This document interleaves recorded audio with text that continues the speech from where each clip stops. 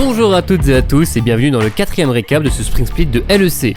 Excel et Heretics ont été éliminés à la fin des 3 semaines de BO1, tandis que les 8 autres équipes se lancent dans l'épreuve des BO3. On commence dans le groupe A avec Vitality qui affronte des Mad Lions dont on attendait le réveil après une qualification difficile. Celui-ci n'a pas eu lieu. Vitality leur inflige un 2-0 tout en domination et maîtrise. Au cours de la game 1, c'est la bot lane qui carry avec le topside qui set up.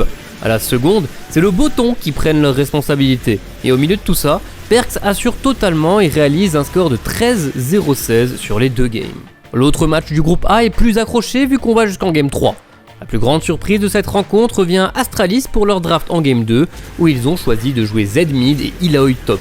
C'est la seule game qui perd et Finn a même avoué en interview juste après qu'il ne s'était jamais entraîné avec Illaoi et que logiquement son équipe ne savait pas comment jouer avec. En dehors de cette incartade, leur style très agressif a pris le dessus pour une victoire en 2-1. On passe au groupe B et au BDS, premier de saison régulière qui avait choisi d'affronter SK pour leur premier BO3.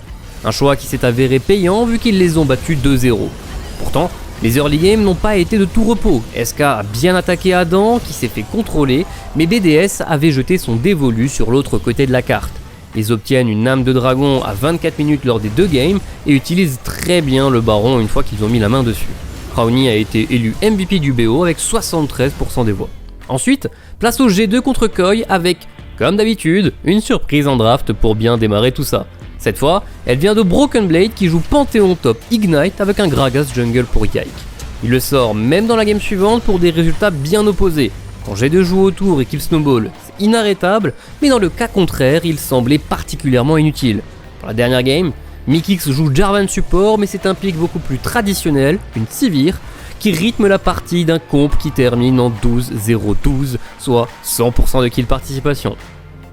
Les 4 équipes gagnantes rejouent immédiatement le lundi pour aller empocher leur ticket pour les playoffs. De ce fait, Astralis et Vitality s'affrontent pour la finalité du groupe A.